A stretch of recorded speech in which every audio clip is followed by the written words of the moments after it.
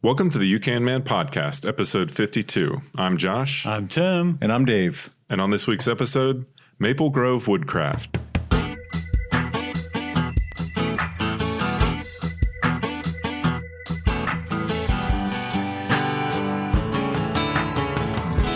All right, guys, welcome back to the You Can Man podcast, where we believe what one man can do, you can do as well, with a little help from your friends and the proper know-how. This week, we've got a special guest on the show talking about getting started with woodworking and, hey, even making some money doing woodworking. We've got Drew Mapleswright with us in the studio, world headquarters here, You Can Man Studios. Welcome, Drew. So, Drew, say hello. Hello. All right. So we usually take a few minutes to kind of catch up on the week. Anything interesting you guys got going on this week that you wanted to talk about? Man, I had a busy week. All right. Number one, got the flu going on my house. Number two, stomach bug. Number three, tree falls on my house. Oh, yeah. So it was just rapid fire at the Greenwood household. It's pretty brutal. I mean, it's not brutal, And you had but to it was go, busy. You had to go stay at a hotel. Yeah, I had to leave the premises. So we need to hear the tree story. All Obviously. right. There are so many subplots and just tangents that I could go on. I could literally talk about it for, I'd say an hour, maybe about 30 minutes. Boring. So give us the. It's not boring. Notes. It's not boring, but I'll give you the quick overview. So I roll up to my house on Thursday. My neighbor Ed is standing out in the street and stops me in the middle of the road and says, "You know about your power line, don't you?" I said, "No, I don't." This is your, let's call it, very aware neighbor that you talk about often. Ed is a fantastic. Friendly. He's a very friendly neighbor. He's a fantastic neighbor. He knows everything that's going on and he keeps me informed. And so I pull up. He had some trees taken down, a bunch of trees, and one of them fell on the service drop, which is pretty much the power line running to my house. So the tree fall or the limb falls on the power line, pulls the service mast, so the pole sticking up out of my roof, pulls it off the roof, and it was still attached to the roof. The power is still connected to the house, but it is very perilous and precariously hanging on for dear life. So I drive under it, go inside, power's still on, call the power company. They come out and they say, "Hey man, we're real sorry, but we're gonna have to cut power because it's a fire hazard." And look, I'm about the most understanding person in the world, and I'm probably too nice for my own good. So I was like, okay, thanks a lot. And yeah, we rolled out to a hotel. On a weeknight. On a weeknight, You know, with children. A little adventure for your With week. children, cue the stomach bug in the middle of the night at the hotel. No. It was a mess. We got through it, got back home, hung out all day with no power. Finally got the power turned back on. The roofing company, the tree company sent somebody out, fixed the roof, fixed the service mast, the pole coming out of the roof. You said they actually did a good job. They did a great job. They did a really good job. It was the tree guy's brother who showed up. Okay. That could go either way. I know. I was a little bit nervous about it, but my man did a really good job. I got up there, I checked it out, and it looks really good. So, Were you like, hey, while you're at it, can you just put a roof over my porch? yeah, my leaking porch. If you could do a membrane roof back there for me, I'd appreciate it. No, so he did a great job. We still need to get it inspected to get everything buttoned up, but I think we're in the home stretch now. So I feel pretty good about it. That's a big adventure. All right, Drew, you got anything exciting guest here? I mean, this is probably the most exciting thing that's happened to you this week, I would imagine. This really is. Being on the It's UK pretty Man huge. podcast. And let's talk about real quick. This is episode 52. Oh, yeah. yeah. All right. So that's, I mean, If it's I a had big deal, if I right? had a noisemaker, I Yeah. would do that. To our faithful listeners, you may remember us talking about, I think it was on the Time to Pivot podcast, where we talked about kind of getting started with the podcast, and we had all told ourselves, hey, we're going to give this a year, which would be 52 episodes. Yeah. So I'll see you guys later. Yeah, so we're going to continue on. So just to ease any concerns you might have, we're soldiering on for sure. Whether you like it or not. Yeah, That's right. So yeah, but that's crazy that 52. we've got at the 52 I kind week of mark. can't believe it. I'm proud of us. Yeah. Good job, Not everybody. that I was disappointed. I mean, not that I had low So expectations. guys, I just I say, had low a expectations. year is a long time. I just want to say you're welcome for guilting you into coming to record Tim has, every single has week. held it together for us over here. Yeah. So, anyways, I don't have much going on. However, this next week I am going to California Whoa, Hollywood. to visit my friend Josh, who was on the podcast. He runs a Chick-fil-A in California, Thousand Oaks, California. He runs a Chick-fil-A out there. Good friend of mine. I had Sky Miles I forgot about. So it cost me $11.20. Nice. Wow. So you know what? I'm going to do it. Totally random. I will also be in California the same time you're in California, but I will be Going through LA? beautiful San Francisco. Oh, okay. They just declared an emergency for coronavirus, so I'm Oh. excited. Snap. But they just did that to get government money faster. Right. There's no Sure. cases in San Francisco. Interesting. Okay. Well, let's get into talking about some woodworking. So Drew, Mapleswright, has his own small woodworking business that he's hoping that will grow into something much larger than it is right now. But it's basically a hobby, more of a serious hobby. I'm going to call you semi-pro. I was going to say, Drew, would you Because- call High yourself? praise. Are you a master woodworker? I am not. You're not a master woodworker. All right, but you're on your way. You know, you can Hope do to be. stuff that I can't do for sure because I'm definitely not a woodworker. But Drew's a great example of somebody that really didn't have a whole lot of experience doing any kind of woodworking stuff and just got into it. And now restaurants are buying his goods, so you can too do this. So, hey, even if it's something like you wanted to make a cutting board for your wife or something, you're like, I have no idea how to go about doing that. Drew's going to walk us through the process of how he kind of got started with woodworking, and I'm interested to hear his story. But first, Drew, we always ask our guests. I think we have forgotten before, but Going forward, we will usually- always. yeah, we usually always, Typically always. typically 90%. always ask our guests, where are you on the DIY scale? From 1 to 10. 1 to 10, sorry. Dave being a 10, Josh being a 1, yeah. as Dave would say. Yeah. Obviously. Yeah. I'd situate myself at a square 5. Yeah. I think a 5. No, Yeah. you're higher than You that. think so? You think so? Yes. He's I being don't know. modest. I don't know. You're higher than that. Yeah. However, I will say you didn't know where your water shutoff was that time that I busted the pipe in That's your house. true.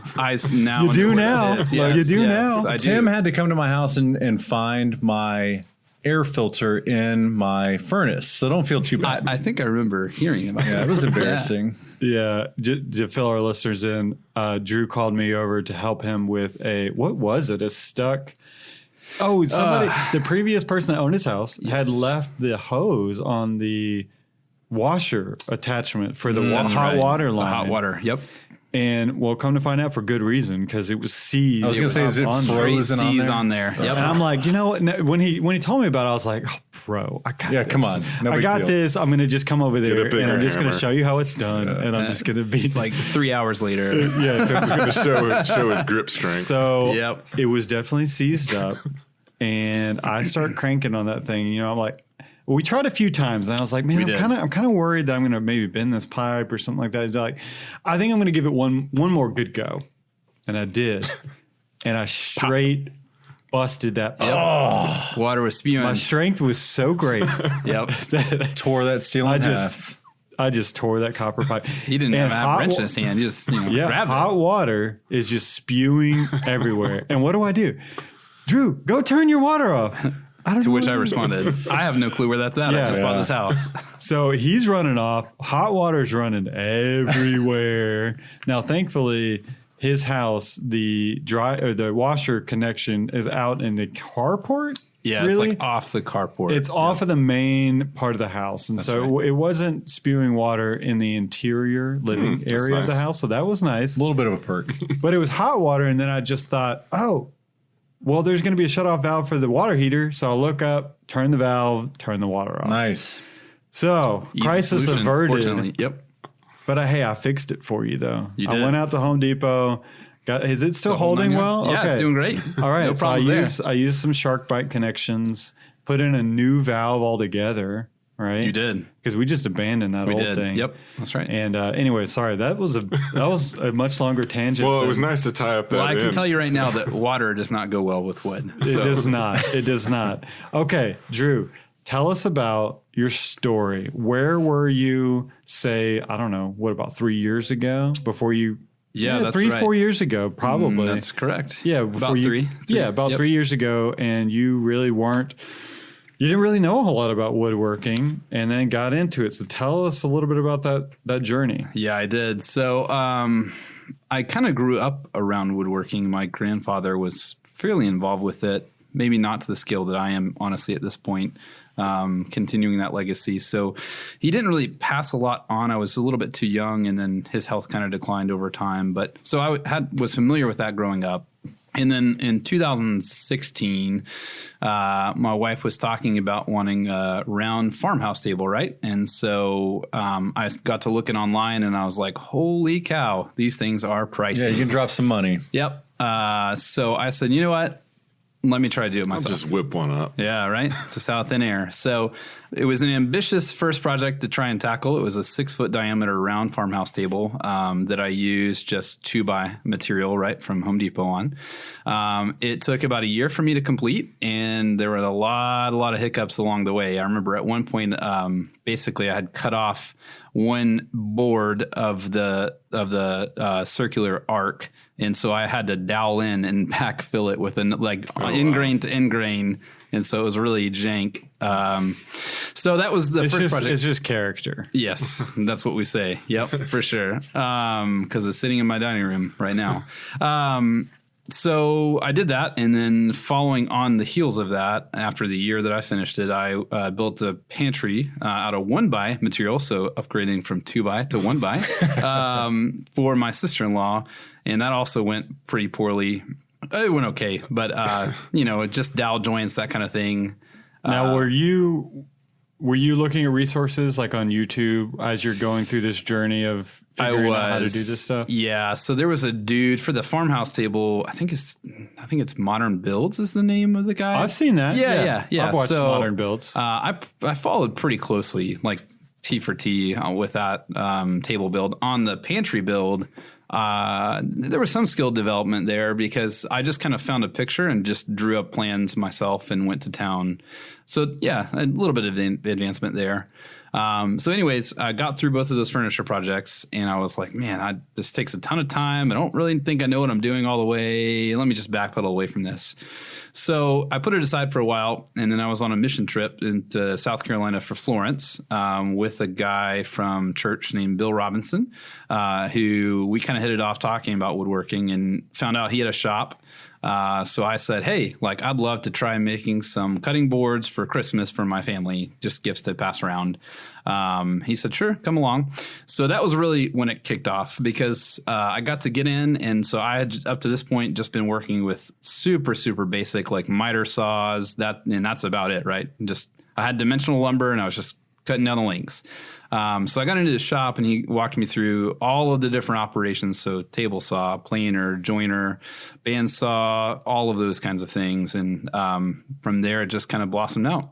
Yeah. And Bill, I know this same Bill, and I've not seen his shop, but from what I've heard, it is the quintessential old man woodworking shop. He's got 100%. All the tools that we all want, but we're not going to buy. That's right. That's right. Unless you're me, and then you decide to go buy some of them. Right. So I want to make a point here that we've talked about many, many times on the UK Man podcast, that if having the right tools or not having the right tools is keeping you from pursuing what you want to accomplish, that's not an excuse. And in fact, we did an entire episode on I don't have the tools. That's right. It's not an excuse.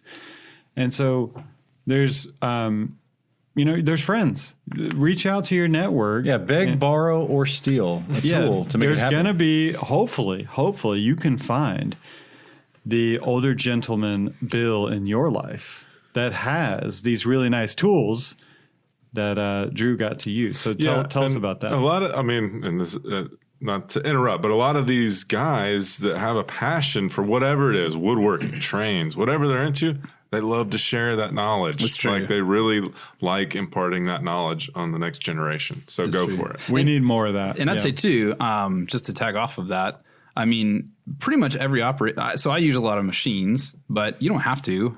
You can use hand tools. That's perfectly fine. A lot of people do it. In fact, it may even be a higher skill level. Purists. Right. But I'd say, don't let that hold you back there either. There's plenty of affordable hand tools that you can do any operation with a machine. Well, Drew, things. I do need to give you props because there's something about the wonderful ladies in our lives. I don't know if they think that we are just super capable or if they think that these tasks are very easy, because I think my wife has asked me either to build her a table or maybe a rocking chair. And I'm like, listen, I know nothing. Rocking chair. Nothing about woodworking. It's not going to go well. I think a rocking chair is like the height. Well, that's what I'm saying. I'm like, very high. I'm like, there's I don't think it was a rocking chair. Yeah. It might have been a chair, but you took that task on and you made it happen. So props to you. I have a saying with my wife. Anytime she asks about, can you just build this? And I just say, I am not a carpenter. Like, that's just, I feel like I always say, well, I could do that, right? But that's going to require a lot of research. A lot of research, a lot of time, a lot of money. lot of money. Okay, Drew, keep going with your journey here. So what was next? Yeah, the next thing, so I did obviously the Christmas gift thing, and then I said, hey, this is pretty fun and may be able to make a little bit of money. I mean, folks have liked what I've done. So from there, I kind of, we moved into a space where I asked Bill, hey, can I, maybe rent your it's part of your shop and pay you some money? And there was some kind of insurance things there that were a little fuzzy. And so that kind of pushed me towards buying my own equipment. So fortunately, I did land a commission job for Good Kitchen and Market here in Marietta. And basically was able to use that big project as a springboard to buy all my baseline equipment. And then, so that would have been last year, 2019. That's right. Yeah, and to let our listeners know, Drew's talking about a fairly new restaurant, hip restaurant in our local town. it's delicious. I spend way too much money. They've got a lot of like healthy stuff, and it's good. Delicious, healthy I think stuff. we've all been there. Dave, What's the name of the restaurant? Good Kitchen and Market. Have not It's been in there. Marietta, Georgia. It's amazing. It's super And good. anyways, their aesthetic is just phenomenal. And so good choice on, partnering with them. And that's awesome that they hired you to do some woodworking stuff. So anyways, yeah, keep going with that.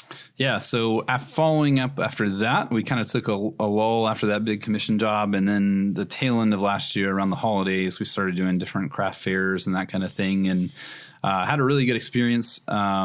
Stood outside in the cold for 8 hours one day selling woodworking stuff. And it was a blast. My brother-in-law, who's about 14, was there, and I'm surprised he had the patience for it, but he did a great job. And then, so that kind of closed out last year, and then this year has kind of been more just business growth on the whole. So we have a big, robust schedule of fairs that we would like to attend, and then I'm also kind of inquiring on a few commission jobs and expecting one to come in late April for another restaurant in New Jersey, actually. Very cool. So tell us a little bit about the typical pieces that you are making. So you're mostly kind of doing what you call flatware. So we're talking like cutting boards, coasters. And in fact, we have at the UK Man Studios coasters. We've been using them for maybe a year now. Yeah. Close to it. I think this was at the very beginning of our podcast. And so we've got some coasters that you made that have held up wonderfully. Thank you very much. Yeah. Yeah. So tell us about the majority of the products that you're producing. Yeah, so at this point, it's like you just said, mostly flatware. So a lot of platters, cutting boards, serving trays, coasters, that kind of thing. I'm looking to get more into doing some jewelry boxes in the near future, and seeing if there be local jewelers. I've always heard that if you want a really good intro into woodworking is to make a simple box. That's true. Yeah, because it has everything to do with the joinery of doing the box. You got joinery, right? Because how you're going to put the sides and the bottoms together.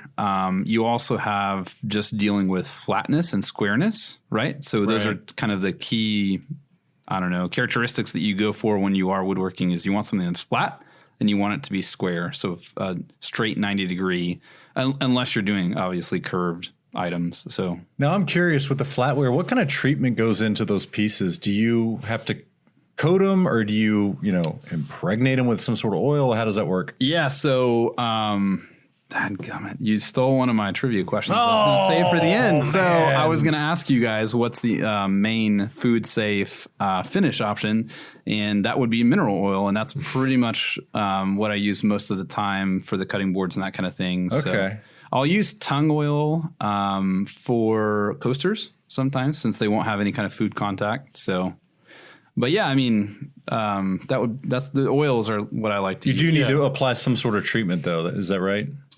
No, it's just sanding, right? Okay. Sanding down. Once you get your rough item put together, there's just sanding. So I'd go from, I start with 120 grit, and then I move down to 240. And then after that, it's just time to oil. Talk to us about where you're getting your raw materials, because I've been to a place like why am I drawing a blank on what that would be called? Lumberyard. Lumberyard. Yep, that's right. But more of a specialized lumberyard that has a lot of these more exotic woods. There's And one in Kennesaw And that's where I go. Yeah. That's where I Our go. local city that was near us is Kennesaw, and they've got a lumber yard there. It's got to be the same one that I've been Yeah, to. it's probably. But I kind of felt intimidated a little bit because I feel like a lot of the guys that were in there were pro guys, and I'm just like, and I was just there to get some more kind of specialized plywood, I guess. But Yeah. anyways, talk to us about that, walking into something like that, because if you're serious about getting into woodwork, you're not going to just go to Home Depot and get the wood that you need to make these shouldn't. products. You shouldn't. You really should not. I mean, there's surely It's a quality issue. It serves a purpose. Yeah, I mean, for there's sure. some things that you can certainly get dimensional lumber for and make MDF. I get MDF all the time for templates. and make some great products with that. But if you're talking about getting into making some cutting boards and that sort of thing, hardwoods.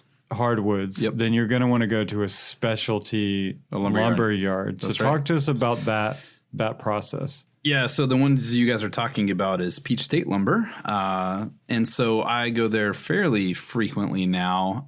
It is a lot. It is a lot your first time. So I actually had Bill take me with that first time. Okay, that's a good idea. Yeah, so that suggesting to listeners, if you get in sync with that older gentleman that you're kind of borrowing his tools, say, hey, can you just take me to the lumberyard one time and just walk me through the ropes? So, because it is a lot. So typically what you'll do is you'll walk in the door and it's just racks of different kinds of lumber, right? So, this one has kind of pallets for some of the more popular domestic woods on the right, and then it's got all the exotics on the left. So typically what you'll find is there'll be S3S is what it's called, which just means surface on three sides. So typically what the lumber yard has done when they're milling, when they receive in their rough lumber, is they'll plane down the top and the bottom and then rip one of the sides. So that means that you have a clean reference face on that side that you can register your table saw fence and other things against. You can buy rough lumber, right, where it's not, there's no sort of treatment. It's just fresh off the bandsaw. I don't think Peach State offers any discounts for that, though. So the one thing you'll find is that similar to when you get into dimensional lumber, so everything is calculated or listed, I should say, by the quarter. So when you go in and you look for 4-quarter lumber, that means it's going to be 1 inch thick. Now, see, this is something I learned that was so confusing to me. Yep. And I'm like, why in the world are you labeling this stuff this? Right. Like, what's a 4-4 board or Yep. whatever?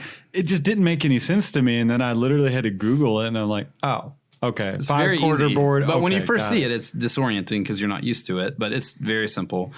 But we should know, though, similar to dimensional lumber, is that it's going to be, if you're getting the surface, the S3S, since they've had to plane it down, you're actually getting 13/16 of an inch rather than the full inch. Right. If you buy a rough, you can get a full inch. So that's one of the big things to know about the lumberyard is just how they're listing the lumber. The second thing is how they calculate what you're actually purchasing. So everything is board foot. board foot. That's right. Yeah. So the easiest way to think about it is if you're buying a 12 by 12, so foot by foot, like square, that's 1 inch thick. That's 1 board foot, right? So it's a measure of volume.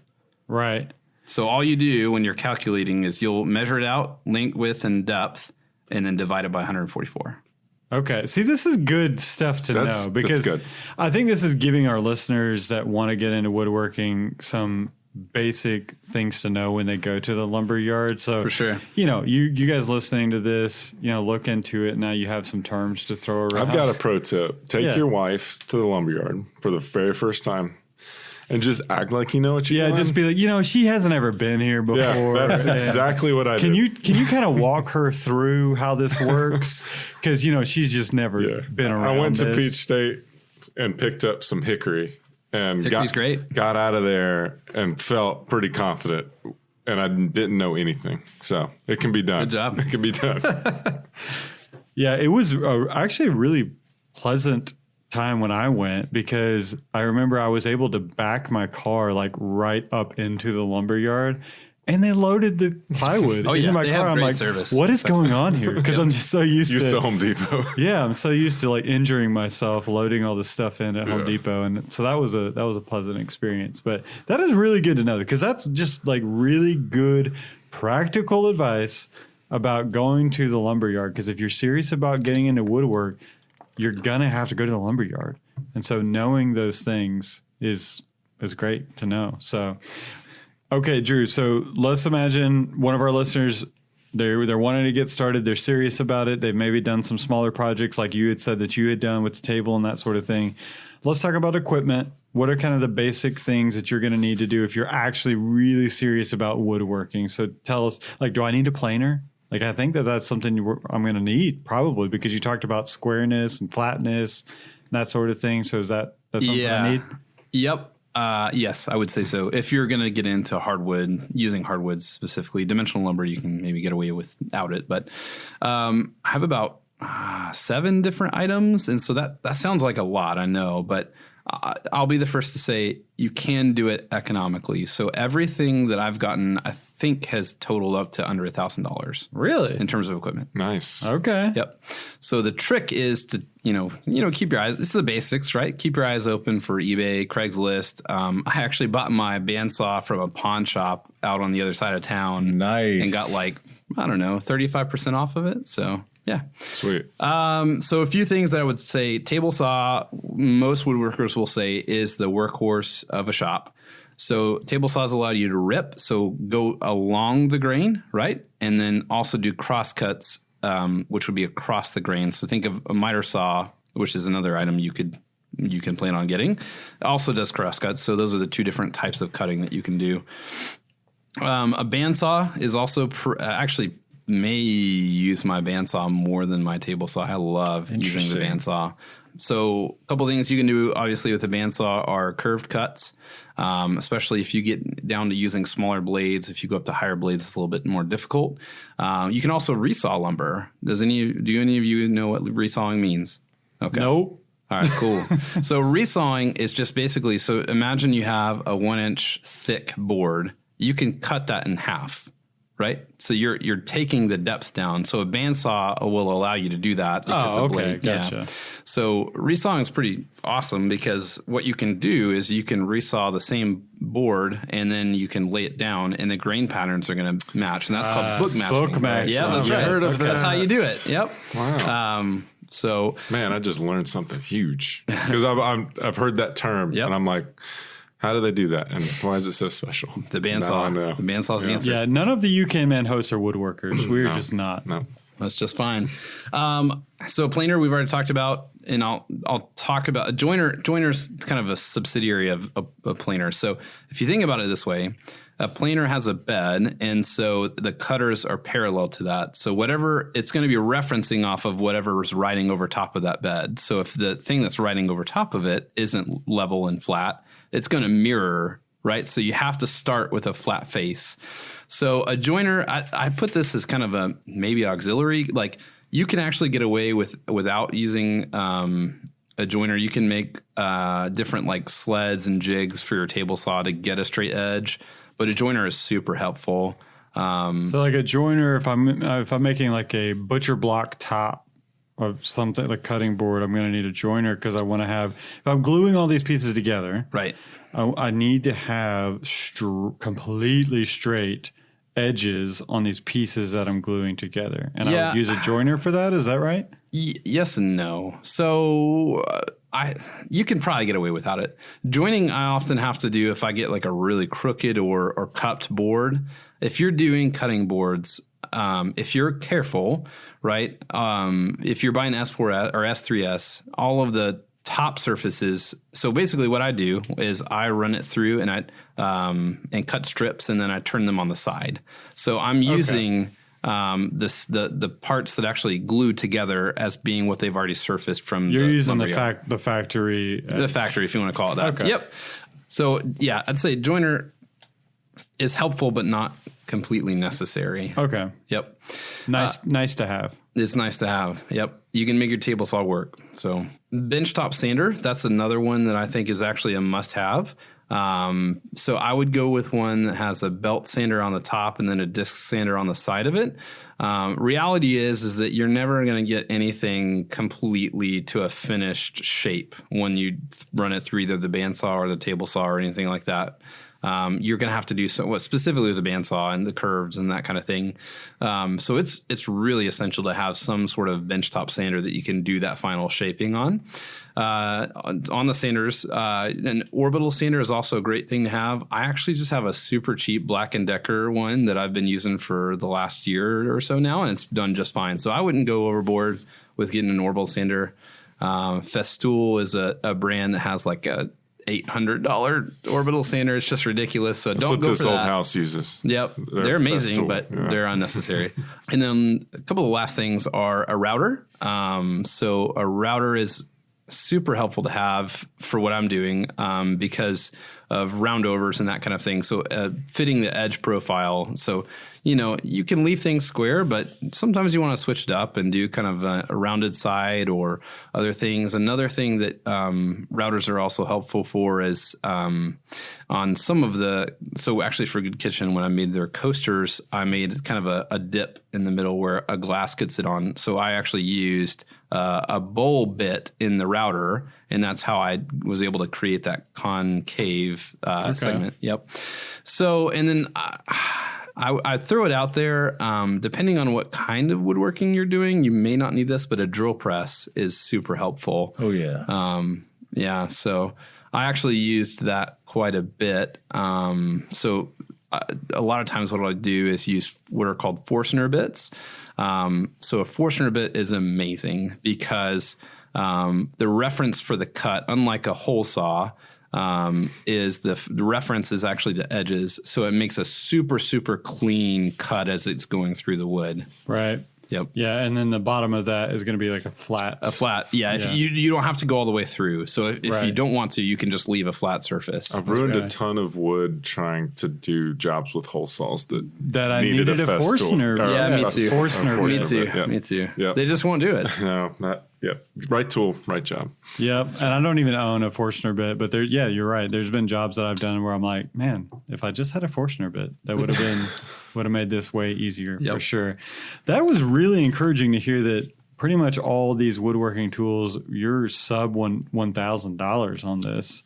Yep. That's crazy to me that you were able to get that. So let that be an encouragement to you guys out there. Look, you can overcome this because you can swing under $1,000. Yeah, and like Drew said, secondhand estate sales, like garage sales. I mean, there's a lot of people, sadly, pawn shops. Pawn shops. He said a pawn shop on the outskirts of town, I think were his words. That's right. Some older guy, unfortunately passes away. The family doesn't know what to do. He has all these amazing tools, and, so there's opportunity. Guys that are listening, that you've been thinking for a couple of years, look, I want to really get into woodworking.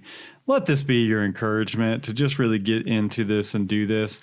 Drew did it, and he didn't have a whole lot of experience prior to this, and he's making YouTube is amazing. Yeah, he's making beautiful pieces now.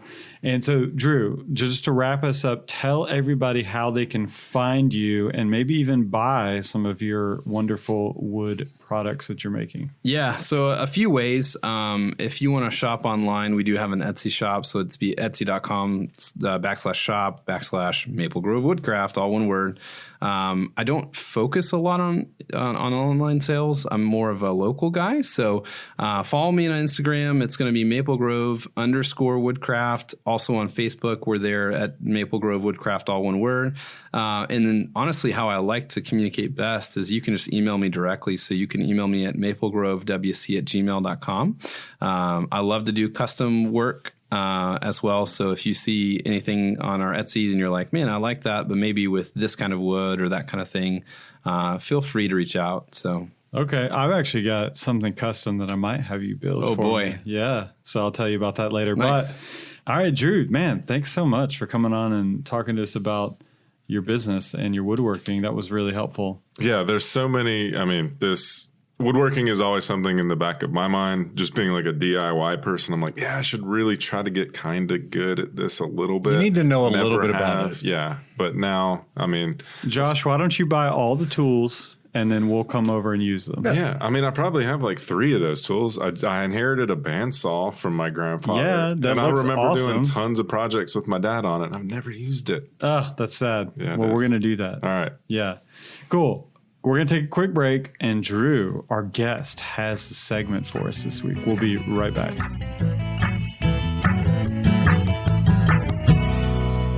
This episode is sponsored by 1776 United. 1776 United is a patriotic and historically inspired lifestyle brand. They make the best patriotic shirts and apparel on the market today.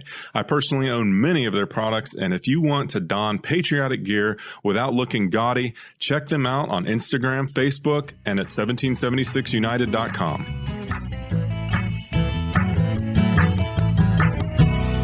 Hi guys, welcome back. Drew, our guest, has the segment for us. I think he's going to do some trivia for us, guys. All right. So we're not supposed to know what the segment is, but I kind of already know, so I'm just going to go ahead and spoil it. I think he's going to do some woodworking trivia for us. That's right. You ready? Okay, I'm ready. All right, let's do it. Do we need to do ground rules? What are the Nah, rules for let's the just trivia? roll with it. Who cares? It's always a competition, though. You know I'm going to win. Answer right. That's the rule. You All right, did- there you go. I like it. You did win the space trivia. Obviously. All right, let's go. All right. Question number 1. What is the Jenga scale? Jenga scale? Jenga Like scale. Jenga? Nope. Is this does it measure the hardness of wood? Correct. Oh, Good job. look So- at you, Josh. Are we answering questions with questions, Josh? That was a question. It's But Jeopardy. whatever. It's Jeopardy. There you go. So I actually learned, I knew about the hardness, the test of hardness, but I didn't know how they did it. So basically, measures the force required to embed an 11.28 millimeter diameter steel ball halfway into a sample of wood. Wow. There you go. They don't Very just hit specific. somebody over the head with it and be like, how hard was that? How hard was that? I also know the Mohs scale, and that's hardness of rocks and minerals. Okay. This man's on Smarty pants over here. it. Yeah. Dave, did you have to study that scale? I that he did. just Not talked the about? Jenga, but the Mohs or the Moors. I can't remember how. Oh, to Dave, you should have known that. I don't know the Jenga. We didn't go over that. Structural kind of stuff. engineer over here. Well, interestingly, there's a similar test for concrete that they use. Ooh. Okay. There you go. Nice. All right, next question. Number 2, what is a spoke shave? Spoke. I'm not gonna know. I'm not gonna know any of these. Sorry, I'm just gonna go ahead. Where's Norm Abram when you need him? what a spoke shave? Spoke shave. Norm would pull it out of his back pocket. Yeah, he probably would. I have no idea. I've heard of it, but don't know. All right. So a spoke shave is a hand tool that's used to shape and smooth rounded edges. So, I mean, that's where it gets its name, right? So Right. they used to make wagon spokes, and they Right. would use this. It's basically like a hand plane made to make rounded edges. Wow. So essentially, like old bicycle wheels. That's how you'd make it with a spoke shave. Yeah, but it can or do a wagon a wheel. whole lot more. Spoke shaves are amazing. Okay. Yeah. But that's not on your list of 7 tools that you have to have if you're going to get into it. It's not, but if you were going to go the hand tool route, it needs to be in there. You got to Oh, have for it. making handles and whatnot. Yep. Okay. Nice. Spoke shave. Number 4, what is the best use of poplar? Okay, I think poplar is a very straight grain wood that Correct, it is. keeps its shape very well. Is that correct? It's And pretty stable. It's Yep. very stable. That's what I want to say. Would you use it around So- water? Like cabinet faces, You're going to use poplar. Am I correct? You're going way more specific than I was thinking. Okay. So what I was So thinking did I get it is- right? Is what I need to Does do. You're on get the right credit track. for You're that. on the right track. Yeah. So poplar is great for furniture that you're going to paint. It doesn't stain, and it See, doesn't that's have what a, I meant. It doesn't That's have actually a great what I was going allure. to say. Yeah, like if you just oiled it or that kind of thing, it doesn't look that great. So Yes. painting, but it's kind of like a step up from pine, right? It's a fairly economical hardwood. This is making so Yeah. much sense because at Home Depot, I had to buy a newel post for my basement stairs. Fix the newel And you post. had- yep, Christmas vacation, nice. You had a oak option, a red oak option, or a poplar option. I didn't even know better, but I was like, that looks like something you would stain. And I looked at the oak, and then I said poplar. I was like, I bet you could paint that. And that's what I did. Yes. So I'm glad I You made were the right right on choice. track. It's Now a the world is pretty- making sense. Yeah, you won't want to stain poplar. It's a pretty vanilla looking. Yeah, wood. it is. it's plain. I mean, it doesn't Yes. have a whole lot of No. character, but it takes paint. And I saw the really. oak, and I was like, well, I don't want to paint over that. It's Right. got nice grain. Yeah, I would be very okay. upset That if makes you'd done sense. that. Okay, all right. All right, number 5 out of 7. In terms of lumber, what does quarter sawn mean? Oh, I've heard this before. Quarter sawn. I have no idea. Or something. Oh man, it's funny. I've heard that so many I'm times. embarrassed for not knowing this. I work in wood construction, and so I should know this stuff, but I don't. It's not quite woodcrafting. Yeah, I don't know. We don't know. Perfect. So quarter sawn. So when you think about it, right, if they're milling up the bowl, right, the big trunk, and they're making lumber out of it. So typically you think of just going from top to bottom, right, which would be We're talking flat tree. sawn. We're talking an actual like a tree. tree trunk. you've taken you're taking down a walnut tree, you're running it through a bandsaw mill to actually create lumber. Yes. So instead of slicing it like sandwich up and down, layers, like horizontal. Yeah. Yep. So you would go kind of diagonal, and that produces a straighter grain, and it has much more stable in terms of the character. It doesn't shift with the moisture content. And as do you much. get fewer boards That's cutting right. it that way? That's right. And it's why they typically don't- more expensive because it's a less efficient Okay. process. But more stable wood. Yep. Okay. Interesting. Quarter Good to sawn know. oak is like I'm kind of a learning. big thing. So. Yeah, I've totally heard that so many times that I knew it was like a good thing. Like, yeah, it's got a quarter sawn oak flooring or right. whatever. It's got and a I knew it was like turbo on something it. good, but I just never knew why. All right, number 6. Speaking of oak, which is more expensive, white oak or red oak? I'm going to say white I'm gonna say white because too. red I feel like is everywhere. Like I'm going to go red just to be a I contrarian. I think white, and here's why: because it can take more stains and give you different variations of Why would you stain oak? what? Why would I stain it? Yeah. I don't know. I got It's some Oil color it. there, right? Oil it. Oh, you oil it. Yeah. Or With- lacquer listen- or listen to the shellac or, woodwork. you know, What if other it's- things, but what don't, if it's don't stain floors? it. Even floors. You I mean, don't yeah, like floors. there's a place for Okay. staining oak. That's all I know I about don't- red oak is all I right. have Give, red oak give us hardwoods. the actual right answer. It is white oak. Okay, And there we go. white oak is also the only type that could be used in cooperage for like distilling barrels. If you use red oak, it ruins the liquor. Okay, there you go. So the oak barrels that whiskey is stored in White is oak. white oak. White oak. Good man. I'm just getting my learn on over here. This is all good information for the rest of my life. White oak barrels. It is. I'm not even being sarcastic. I've learned about poplar. You paint it, right? Don't paint it's oak. Super stable. You don't paint oak. Can't do it. And yeah, all the whiskey I drink. Okay, was in those what's your last oak question? Last question barrels. is, what are winding sticks? Winding sticks. I feel like I've heard this too, but I have no idea what it is. So winding sticks are two completely square and flat pieces that match each other. So they're just two sticks, right? That you've squared up and you made the same size. And what you do is you put them at either end of a work piece. So say it's a tabletop. And you put them up, and that way you can tell if there's any twist in the wood. So that's going to like magnify the difference. So if you're looking straight down it, and one is kind of high, the back one's higher up on the left, then you know there's a high spot and there's a twist in that wood. Okay, Is so that- they just reference. Is that a reference it. currently used method, or do they now use like Yeah. Your super flat table that you bought for that. So more hand tool workers use it. Okay. So Paul Sellers, plug there. Great YouTube resource. He's killer when it comes to hand tools. But yeah, so I think you honestly, even if you're a machine worker, I can't think of too much that's going to get you that same effect of being able to look down a long tabletop and determine. Because you could use like a level, right? But that's only going to really tell you if there's flatness running Within it. Yeah, Okay. and not the twist. Yep. Wow. All right. Winding Crazy. sticks. Now you know, guys. Winding sticks. Winding sticks. Very interesting. All right, Drew, thanks so much for that. We learned something. Awesome. Thank you so much. Thank y'all. All right, that's going to wrap up this week's episode of the You Can Man podcast. The Please, 52nd the episode. 52nd episode. And we will be back. So don't worry. We're not calling it quits at 52. We're going to keep going with it. So take some time to share this podcast with a friend and take some time to leave us a review on Apple Podcasts or wherever you listen to your podcasts. And we will catch you guys next time.